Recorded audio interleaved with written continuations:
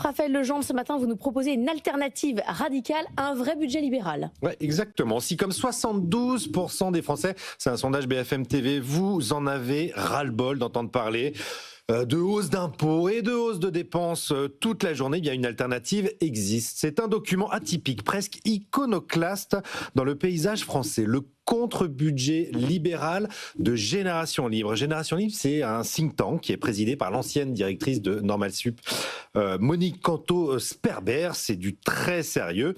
Et Génération Libre propose non pas de dépenser plus ou différemment, mais de dépenser moins et surtout mieux. C'est un exercice de prospective budgétaire pour recentrer l'État sur ses missions essentielles, libérer l'économie et simplifier la vie des Français. La philosophie de départ est simple. Si nos finances publiques sont au bord de la rupture, c'est que l'État s'est éparpillé. Trop de structures, trop de dépenses, trop de normes.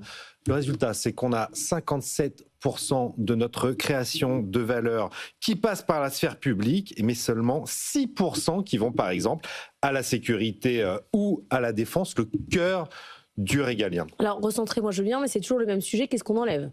Alors, ça veut dire couper dans le gras, mais pas dans l'os, très concrètement. Supprimer les agences inutiles. Je vous donne quelques exemples. Il y a une quarantaine de propositions au total. Je vous donne que quelques-unes. Supprimer les agences inutiles.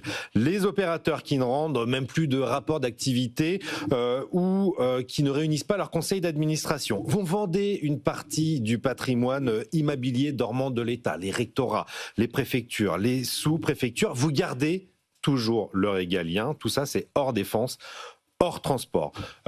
Tailler dans le gras, c'est aussi dire stop à l'État nounou, exit les pass culture, sport ou les financements pour les colos et les aides dispersées qui s'empilent sans évaluation réelle. Mais le contre-budget ne s'arrête pas uniquement aux économies, il propose de libérer l'activité avec des mesures fiscales radicales, un bouclier fiscal à 50%. On ne paye plus davantage qu'1 euro sur 2 en taxes.